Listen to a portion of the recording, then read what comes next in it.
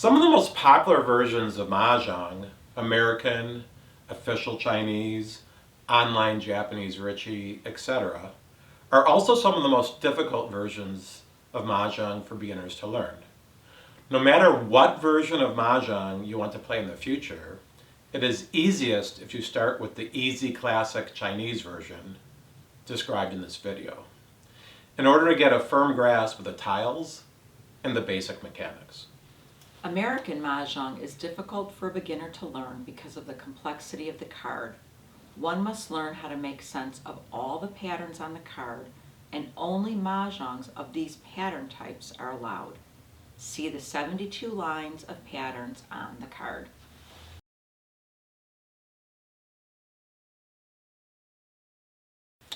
Official Chinese Mahjong is difficult for a beginner to learn because of the complexity of the scoring system. There are 81 different ways to score fans/points for a hand, and Mahjongs can only be claimed on hands with at least 8 points. See the 81 ways to score fans/points.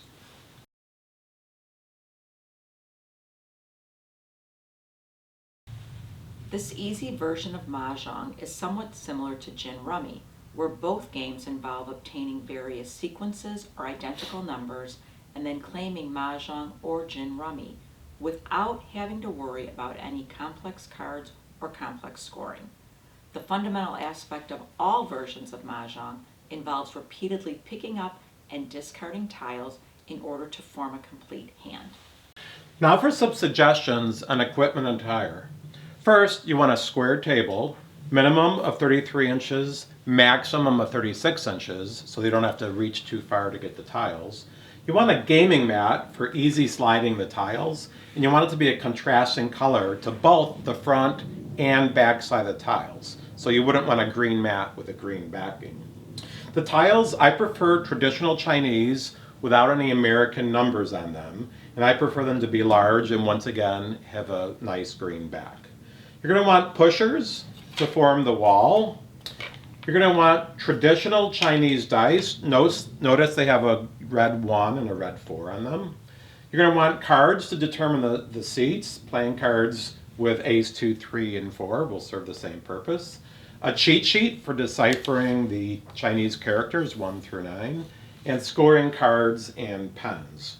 And what about the attire? It's important that you don't wear any clothing with drapey sleeves or jewelry that might dangle, because your arms are constantly going back and forth and you can easily knock over tiles. Okay, now for the layout of all the tiles found in the classic Chinese Mahjong set. To start with, there's 144 total tiles, 8 of which are the flower or season tiles, those 8. In our easy version, we're not going to be playing with those. So the remaining 136 tiles is what we're going to be playing with. And I want you to know that there's exactly 4 of every tile that you see here. Okay? So these first 3 are called the suit tiles. Dots because of circles, bam because of bamboo, and crack for character. Literally the numbers 1 through 9 in the Chinese numbering system. And I want to point out that every Mahjong set will have a sparrow or a bird for the 1 bamboo. So some people just call that a bird, and it's really perching on 1 bamboo stick. Something else of interest, this tile here, if you saw Crazy Rich Asians, it's a tile that Rachel passed up and allowed her future mother-in-law to draw, so her future mother-in-law could win and gain trust in her. One more thing with the suit tiles, they're further divided into simples, 2 through 8, and terminals, the 1s versus the 9s. And terminals have a little bit more value because there's not much you can do on one side of them. And then Cynthia will talk about the honor tiles. So the honor tiles consist of the dragons. There's the red dragon, the green dragon, and the white dragon, which we call soap. There's also the winds, east wind, south wind, west wind, and north wind. And hopefully this gives you a good overview of all the tiles.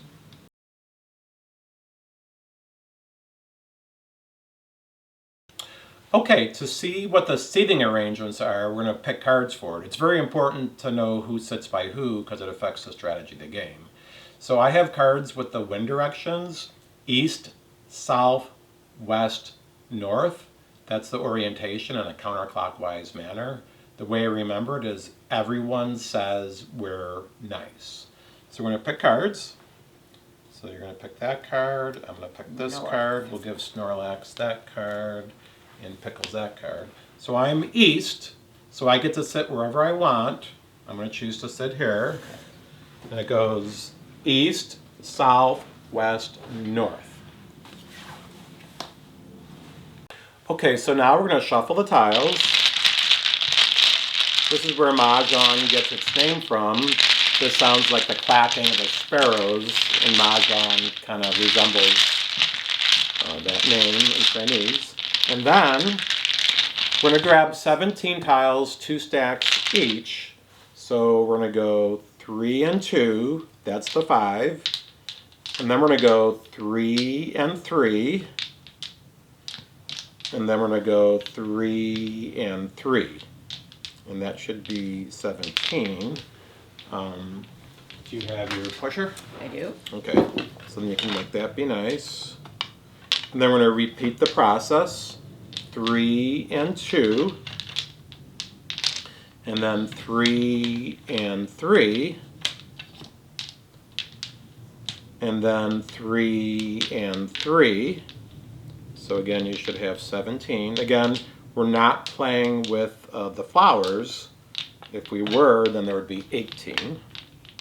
And then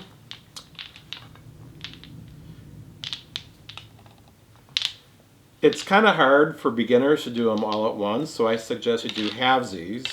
I'm going to put a lot of pinky pressure. I'm going to grab them like this and go stack on top. And I'm going to go stack on top. And Cynthia will do the same. And then we'll show you how A little we complete, different. we'll show you how we complete the whole wall. Her right tile is going to jut in there, and Pickles jutted in, and they're all like that. Okay. So once we make the wall, then whoever is the east person is going to deal. That was me. You're going to roll the dice. So I rolled a 10. And then this is very important. I'm going to count from my right. 1, 2, 3, 4, 5, 6, 7, 8, 9, 10. So that last 10, I'm going to lift up. I'm going to put to my right, and that's going to be the tail of the dragon, and this is going to be the head of the dragon. And then we're going to pick our 13 tiles, kind of in groups of 4s, then 1s. So it's going to go counterclockwise. So I'm going to take my 4. I don't need these dice. Snorlax is going to take his 4. You pick for Pickles. Pickles. Pickles takes his 4. Get 'em. I'll take my 4. Cynthia will take her 4. Then I'll take my second batch of 4. Snorlax will take his second batch of 4. Pickles has his second batch of 4. I've got my second batch of 4. Here's my third batch of 4. Snorlax will take his third batch of 4. Pickles has his. I've got mine. Now, we all have 12. We need 13. However, I'm going to go first. So I'm going to take my 13th tile and my going first tile and keep in the same arrangement. Watch. This is my 13th. I'm going to leap over, and that's going to be my 14th. Watch how this is going to work. Snorlax is going to take his 13th. Pickles his. Oh, so it worked out perfectly. And then we're going to arrange our tiles. Okay, Cynthia, why don't you explain how you arranged your tiles? So I like what I drew rather, because there's a sequence here of BAMs, 4, 5, 6, 7. So I just need 3 for a sequence. So I have some playroom here. I can draw another 4 BAM perhaps and get a pair, which I need to go out, and then this still preserves a sequence. Here, by keeping my pair of 2s, if I get a 1, I have the sequence 1, 2, 3. If I get a 4, I have 2, 3, 4. Okay. These are going to be my discards most likely Okay. because I can't make anything with them. Thanks for explaining. Okay, now for some definitions on how to obtain a winning hand or a mahjong. Okay, so a mahjong is exactly 4 sets and a pair. What's a set? A set consists of either a chow or a pung or a kong. And we'll go over each in more detail. All right, we'll start with the chow. A chow is exactly 3 tiles in the same suit in a sequence without any wrapping around. 1 crack, 2 crack, 3 crack, 4 dot, 5 dot, 6 dot, 7 bam, 8 bam, 9 bam. Or you can get a pung, which is 3 identical tiles. Examples here are 3 green dragons, 3 of the 4 crack tile, or 3 east winds. A kong is just an extension of a pung. It's simply 4 identical tiles. 4 south winds, 4 1 bams or birds, or 4 red dragons. And a pair are 2 identical tiles. Here the examples are 2 dots, 2 north winds, 2 white dragon, or soap as we call them. And before you can get a winning hand or claim mahjong, you will always, always, always be 1 tile away. So a mahjong is 4 sets in a pair. 1 set, 2 set, 3 sets. Ooh, I need 1 more set. So I either need to get a 1 dot or a 5 bam. Notice that the sets could be either 3 or 4 identical tiles. So either 3 west winds or 4 west winds. I could have either 3 of the 6 bams or 4 of the 6 bams. For the chow, it must be exactly 3 in a sequence. 2, 3, 4. So once again, I need 1 more set. Let's say it's my turn, and I pick up this tile. Ooh, I got a 1 dot. 1 set, 2 sets, 3 sets, 4 sets, and a pair. I claim mahjong, and I win that round. Okay, now we're going to talk about the play of the game. So at the very beginning of the game, I was a dealer with 14 tiles, and I had a discard. So let's suppose my discard was this, and I said 1 dot. Then that tile is live for anybody that can claim it. If nobody claims it, it's dead the rest of the game. So all these tiles are dead for that game. Okay, so let me talk about how to claim a tile. Okay, you can claim a tile to form a chow, which is a sequence, only from the person that immediately discarded from your left. Okay, the other things, which are a kong, a pung, or a mahjong, can be claimed from anywhere on the table whatsoever. And you can only claim a tile to form a pair if it immediately forms a mahjong and you go out. Otherwise, you can't claim tiles for a pair. Okay? And whenever you claim a tile, you're supposed to say why you're claiming it and then meld it to your left. Now, there's a certain hierarchy of claiming. The top priority is for a mahjong. If more than 1 person wants to claim that tile for a mahjong, the person closest to going next gets priority. The second priority is for a kong or a pung, 4 of a kind or 3 of a kind. And then the final priority, the third priority, is for a chow. Okay? So let's see how that might play out. So Pickles has to discard. So Pickles is going to discard a 4 dot, but I am going to claim that 4 dot for a chow because Pickles is to my left and I have a 2, 3, Oh, 4. I'm sorry. I'm going to supersede you and claim that for a pung. I've got 3 exact tiles like that. That stinks. So then Cynthia skips her turn, and then I'm going to discard. I'm going to say 2 crack, and then again, just the 2 crack is live to see if people can claim. Let's say that nobody can claim it, then it's Snorlax's turn, and Snorlax draws from the head of the dragon, and the process repeats. Okay, now we want to talk about a kong. A kong is a special set that requires a little illustration, so let's go over it. So it's my discard. I don't want this. 2 dot. Kong. What? Yep. Thank you. I have 4 2 dots now. Oh. I'm going to put them to my left here. And then the numbers will get mixed up if she doesn't replenish. So for a Kong, she's going to replenish from the tail of the dragon and then discard, and she'll still be able to Mahjong. And I'm going to discard a 3-dot. Thank you. Okay, let's see how a game might wrap up and how the whole 4 games of the match might proceed. So we're wrapping things up. Pickles has to discard. Pickles will discard 3 Oh, bam.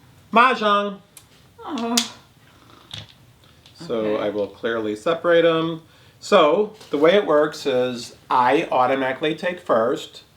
Pickles automatically takes fourth because he discarded the winning tile. Now we just have to find out second and third place. So this is the easy scoring system that I developed. We're going to do it like poker style, best feature against best feature. And the priority of the features was about to claim Mahjong, but we're closer, 1 tile away from Mahjong, greatest number of Kongs, greatest number of Pungs, greatest number of Chows, greatest number of pairs.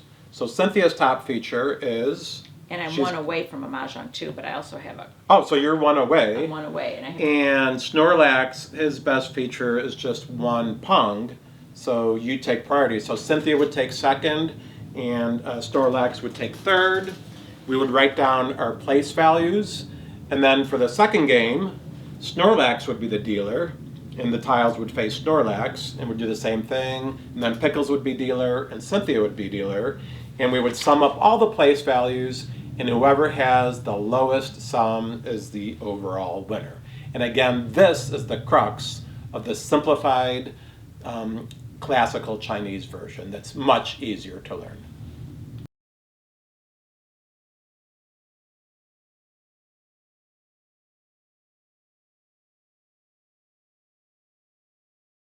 All right, now we're going to wrap things up. Cynthia's going to talk about some beginner mistakes. a couple mistakes that I find myself making is chowing from the wrong person. I can only chow, which is a sequence of 3 in a row, from the person who discards immediately to my left. It's very disappointing to get excited and think you might have something, even a Mahjong, with that chow, and then you take it from the wrong person. Well, if it's for Mahjong, you could claim it. Oh, you're right. Yeah. For a Mahjong, I Okay. could, but yeah. And then also just learning the crack symbols, which are the numbers. They can be very difficult to learn. I use that cheat sheet a lot, but the more I play, the more I'm able to distinguish between the different characters, but it can be a little tough if you're going for a chow or going 3 of a Yeah. kind. It's a little bit easier, but the chows make it a little bit tough. So. And this is a version that I developed. I think it's really an easy way to learn Mahjong. And then if you want to branch off to American or official Chinese or online Japanese Richi, I think it's much easier once you have a grasp of the tiles and the mechanics of this game. So we wish you well on your Mahjong journey. Enjoy. Bye-bye. We'll see you later.